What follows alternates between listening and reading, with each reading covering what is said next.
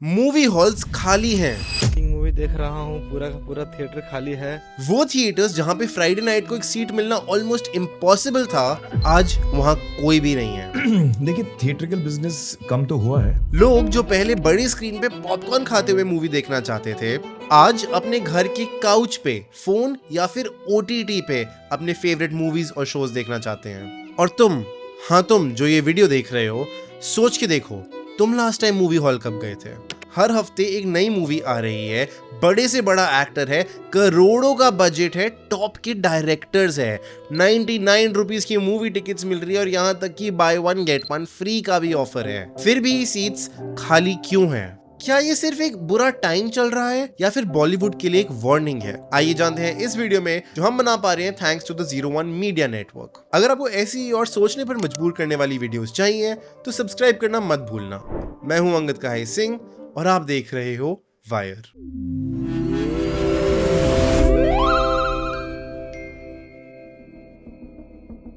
तो why is no one going to the movies? Well, we thought about it, so let's talk about it. सबसे पहले हमने सोचा कि ग्राउंड रियलिटी चेक करते हैं, तो हमने हमारे टीममेट को उसके सबसे नजदीकी सिनेमा घर में भेजा जस्ट टू सी चल क्या रहा है। ऑलराइट, मैं रेडी हूँ मूवी देखने जाने के लिए। उबर बुक हो चुकी है, उबर अभी थोड़ी देर में आ जाएगी। बट जाने से पहले I have to do a special ritual. घर से बाहर जा रहे हैं, अंगद भैया के आशीर्वाद लेके जाएंगे। पेरी पुन अंगद भैया। अभी सैटरडे की शाम है एंड मैंने जब बुक माई शो से टिकट बुक करी तब ऑलमोस्ट खाली था।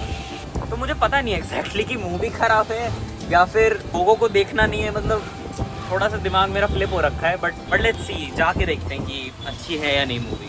This is the best theatre जो तुम्हें इस सिटी में मिल सकता है। This is her language.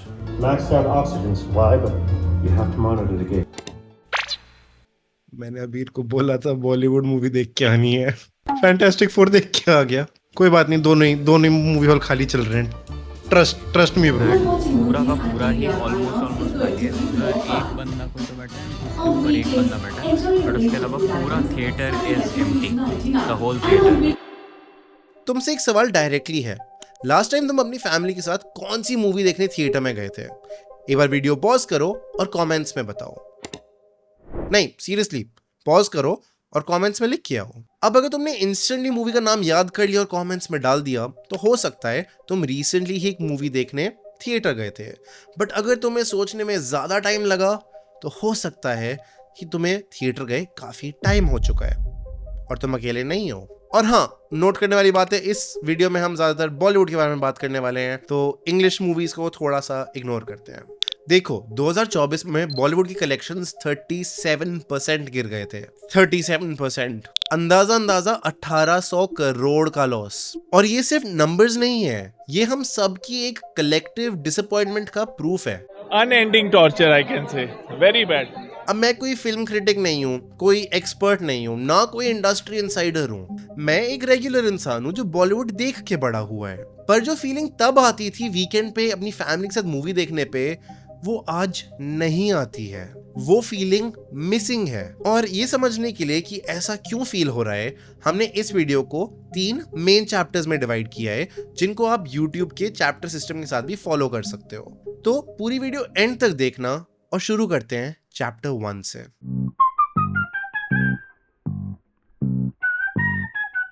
– 2020 में कोविड और लॉकडाउन के बाद सब कुछ बदल गया। तब हमने सोचा था कि 2-3 महीने की बात है, इसके बाद तो सब नॉर्मल हो जाएगा। गलत थे हम। 18 महीने थिएटर्स बंद रहे। 18 महीने। इन 18 महीनों ने हमारी मूवी वॉचिंग हैबिट्स को परमानेंटली बदल दिया। एक पूरी जनरेशन को घर पे फिल्म्स देखने की आदत पड़ गई।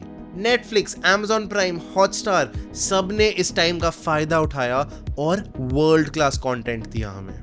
स्कैम 1992, फैमिली मैन, आर्या, सब रात भर में बिंज वॉच किया। और सबसे ज्यादा जरूरी बात, ये सब फ्री था या फिर बिल्कुल कम से कम सब्सक्रिप्शन चार्जेस में। एंड ऑनेस्टली बताओ, घर पे मूवीज देखने में क्या प्रॉब्लम है? AC अपने हिसाब से सेट कर सकते हो, बाथरूम जा सकते हो जब मन करे, स्नैक्स अपने खुद के किचन से ला सकते हो, पॉपकॉर्न बना सकते हो जो थिएटर से 10 गुना सस्ता हो।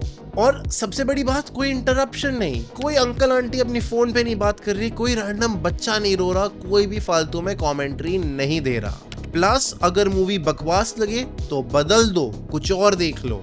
थिएटर में वही बकवास मूवी 3 घंटे सहनी पड़ती और सफर करना पड़ता। इस सब से जब हम कंपेयर करते हैं तो थिएटर का एक्सपीरियंस ऑलमोस्ट आउटडेटेड लगता है, गलत लगता है। उनकी टाइम पे आओ, जब वो शुरू करेंगे तब देखो, जब वो खत्म करेंगे तब जाओ।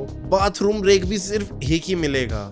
ये सब कुछ टाइम के बाद हमें रिस्ट्रिक्शंस लगने लगी और इस सब के चलते चलते हम सबके अंदर एक माइंडसेट डेवलप हो गया कि ओटीटी पे तो आ ही जाएगी। जाहिर है, अगर आप घर पे फिल्म देख सकें तो फिर आप क्यों थिएटर में आएंगे, राइट? वो भी बगैर कोई एक्स्ट्रा पैसे दिए। बिल्कुल। जब भी कोई नई मूवी रिलीज होती है बस 1-2 महीने रुकना है, फिर नेटफ्लिक्स या प्राइम पे आ जाएगी। ये मेंटालिटी थिएटर्स के लिए ऑलमोस्ट एक डेथ सेंटेंस बन गया। लोग कॉन्शियसली एक डिसीजन लेने लगे कि थिएटर्स में जाना मतलब पैसे की बर्बादी, सिंपली घर पे वेट कर सकते हैं। देखो मैथ सिंपल है, थिएटर में जब भी एक फैमिली जाती है 4 लोगों की, तो मिनिमम 2500 से 3000 का खर्चा तो होता ही है। टिकट्स, पॉपकॉर्न, पार्किंग, पेट्रोल, सब कुछ ऐड होता है और ये सब सिर्फ एक मूवी के लिए, जो शायद अच्छी भी ना हो। इतने पैसे में आई थिंक मैं 2 OTTs का सब्सक्रिप्शन ले लेता और ऑलमोस्ट 6 महीने तक देखता। लाइक नेटफ्लिक्स या कोई भी और ले लेता ना, अगर 1400 तक में आ जाता अच्छा खासा कुछ ना कुछ, एंड मैं OTT पे काफ़ी कुछ देख लेता। अगर थिएटर में ऑडियंस भी होती ना और चिल्ला चोट हो रही होती, डॉक्टर डूम जब आया तब थोड़ा सा हाइप होता, तो लाइक वर्थ इट भी हो जाता ये एक्सपीरियंस। बट ना, अब इसके बाद तो I don't think I will go to theatres again until it's an event film. अब ये सब सुन के आपको भी लग रहा होगा कि हाँ, थिएटर्स तो मर रहे हैं, पर रुको, कुछ मूवीज ऐसी भी आ रही हैं जो लोगों को लिटरली अपने घरों से घसीट के थिएटर्स तक लेके जा रही हैं। बहुत बढ़िया, दिल भर गया, आंसू नहीं रुक रहे थे, इट वाज अमेजिंग। अभी रिसेंटली कूली का सीन देखो, एडवांस बुकिंग्स इतनी क्रेजी थी कि सुबह 6 बजे के शोज भी 1 हफ्ते पहले ही हाउसफुल हो रखे हैं। या फिर सैयारा, जिसमें कोई बड़ा स्टार भी नहीं है, फिर भी इसने अपनी ओपनिंग वीकेंड पे 80 करोड़ से ज्यादा कमा लिए हैं। ऐसा हाइप, ऐसा क्रेज शायद हमने पहले कभी देखा ही नहीं है।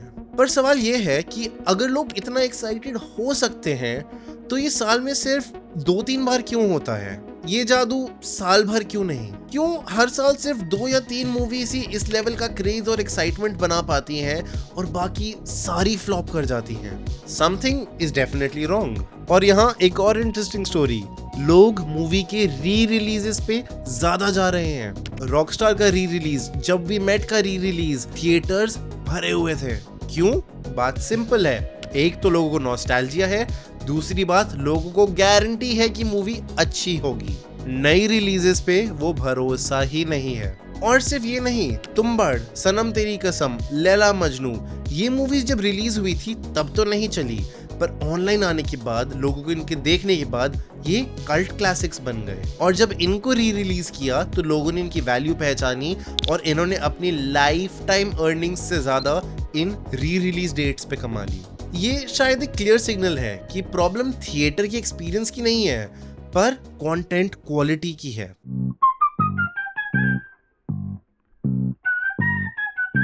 अब बात करते हैं राइटिंग की। राइटर्स को लिटरली डिस्पोजेबल लेबर की जैसे ट्रीट किया जाता है। लोग 15-20 सालों से इस इंडस्ट्री में स्ट्रगल कर रहे हैं, अच्छा काम कर रहे हैं, पर उन्हें कभी इज्जत नहीं मिलती। राइटर का नाम भी नहीं आता था, वहाँ स्क्रीन पे भी नाम नहीं आता था। वंस वी स्टार्टेड देन मिलने लगा सबको। स्क्रिप्ट मीटिंग्स में क्या होता है, स्टार सेंटर में बैठता है और डिसाइड करता है स्टोरी कैसी होनी चाहिए, all based on his comfort zone and his image. Writer कोने में बैठ के सिर्फ नोट्स ले रहा होता है, यहाँ पे इसको हीरो दिखवाना है, यहाँ पे आइटम सॉन्ग आना चाहिए। रिजल्ट क्या होता है? जेनेरिक सोललेस स्टोरीज जिसमें कोई विजन नहीं होता और बस एक ट्राइड एंड टेस्टेड बेसिक सा फॉर्मूला होता है। कंपेयर दिस विद साउथ का सिनेमा।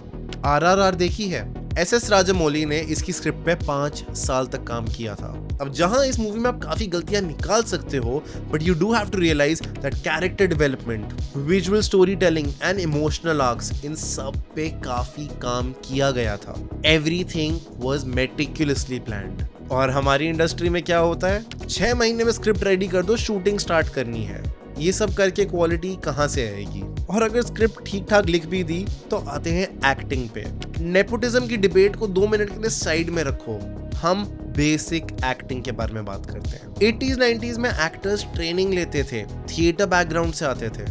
इमोशंस को कन्वे करना, डायलॉग डिलीवरी, स्क्रीन प्रेजेंस, ये सब एक क्राफ्ट था। आजकल के एक्टर्स को देखो, सेम एक्सप्रेशन है हर डायलॉग में, हर मूवी में। इनकी डायलॉग डिलीवरीज फ्लैट है और इमोशनल सीन्स देख के क्रिंज होता है। और सबसे सैड बात, इंडस्ट्री में बहुत सारे अच्छे एक्टर्स हैं बट उन्हें प्रॉपर रोल्स नहीं मिलते हैं क्योंकि कास्टिंग की डिसीजन स्टार पावर पे होती है, एक्टिंग एबिलिटी पे नहीं। अब थोड़ा टेक्निकल VFX वगैरह की भी बातें कर लेते हैं। ब्रह्मास्त्र देखी ही होगी, 400 करोड़ का बजट था, 8 साल का डेवलपमेंट टाइम था, बट एंड में जब VFX और राइटिंग की क्वालिटी देखते हो तो लगता है कितना कुछ और किया जा सकता था। We have some of the best VFX artists in the country, if not the world. फिर भी हम बनाते हैं आदि पुरुष और देवरा जैसी मूवीज। It's not because हम पे टैलेंट नहीं है, It's usually because ये प्रोजेक्ट्स बहुत ज्यादा रश्ड होते हैं। हमारे बजट्स तो हाई हैं, हमारी एफिशिएंसी लो है, प्रॉपर प्लानिंग नहीं है, पोस्ट प्रोडक्शन रश्ड है और क्वालिटी कंट्रोल तो गायब ही है। और ये सिमिलर चलता है एटीट्यूड हमें म्यूजिक में भी दिखता है। 90 से 2000 का बॉलीवुड म्यूजिक याद करो, हजारों अच्छे गाने आएंगे दिमाग में, वो गाने जो आप आज भी सुन रहे हो। दिल चाहता है, लगान, जिंदगी ना मिलेगी दोबारा, इन सब की तो एल्बम्स खरीदी थी हमने या फिर डाउनलोड करी थी, depending on whatever generation you are from. हर सॉन्ग मेमोरेबल होता था। आज के टाइम पे सारे गाने एक जैसे ही लगते हैं, ऑटो ट्यून्ड है, सेम बीट पे है, सेम फॉर्मूला पे है। म्यूजिक डायरेक्टर्स भी एक कंफर्ट जोन में स्टक हो गए हैं कि जब हम ये करते हैं तो ये चलता है, एक्सपेरिमेंट मत करो। यहाँ तक कि इन गानों की म्यूजिक वीडियोस भी एक जैसे ही लगने लग गए हैं। पहले अगर गाने अच्छे होते थे तो लोग मूवीज चले जाते थे सिर्फ वो गाने सुनने, मूवी कैसी भी हो। पिछली बार तुमने ऐसा कब किया था? आजकल की मूवीज में डायरेक्टर का सिर्फ एक ही विजन है, मास एंटरटेनर, बट ये एक विजन नहीं, एक स्ट्रैटेजी है। एस राजामौली का विजन था कि इंडियन माइथोलॉजी को मॉडर्न सिनेमैटिक लेंस से दिखाना है, तो बाहुबली बनी। क्रिस्टोफर नोलन का विजन था कि कॉम्प्लेक्स साइंस के कॉन्सेप्ट्स को एक एंटरटेनमेंट की स्टोरी में रैप करके देना है। We got movies like Interstellar and Inception. हमारी इंडस्ट्री में क्या विजन है? ओपनिंग वीकेंड में बड़े कलेक्शन चाहिए, बस। छोटे मियां चिंता मत कर, 1100 करोड़ कंफर्म है वर्ल्ड वाइड, 100%।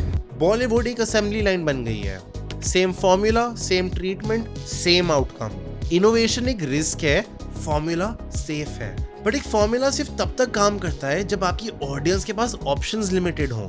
आज के टाइम पे रीजनल और इंटरनेशनल कंटेंट इतना इजीली एक्सेसिबल है कि ऑडियंस भी स्मार्ट हो गई है। बॉलीवुड का ये माइंडसेट जो कहता है कि एक्सपेरिमेंट करेंगे तो मूवी फ्लॉप होगी, इसे बदलना पड़ेगा। हमें कुछ भी नहीं बेच सकते ये लोग, thinking that will just watch it.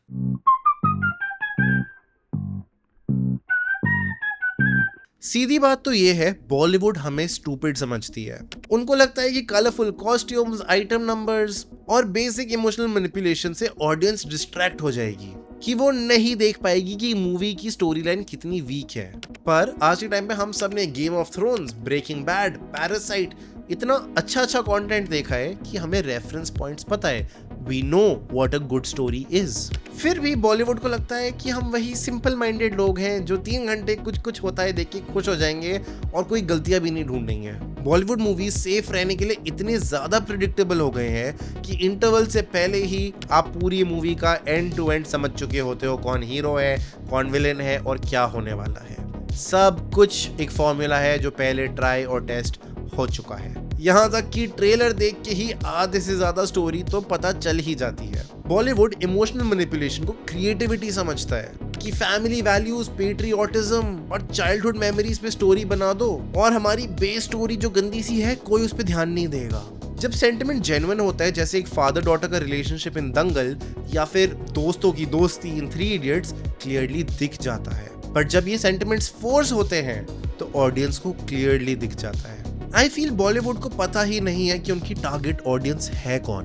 बच्चे, टीनेजर्स, अडल्ट्स, फैमिलीज, सबको एक साथ खुश करने की कोशिश तो हो रही है, बट एंड में कोई भी एंटरटेन नहीं हो रहा। कि हम सबको समेट लें, मौसियों को, चाचियों को, बुआओं को भी समेट लें, फैमिली क्लास भी बन जाए, थ्रिलर भी वो बन जाए। एम्बिशन रॉन्ग हो गई। साउथ की मूवीज में ये क्लैरिटी है। KGF बनाई गई थी मोस्टली अडल्ट मेल्स के लिए, 96 उन लोगों के लिए जिनको रोमांटिक नॉस्टैल्जिया चाहिए, और मिनल मूडली बनाई गई थी सुपर हीरो फैंस के लिए। अगर टारगेट ऑडियंस क्लियर हो तो स्टोरी टेलिंग फोकस्ड होगी, जिससे ओवरऑल बेटर एंगेजमेंट मिलेगा।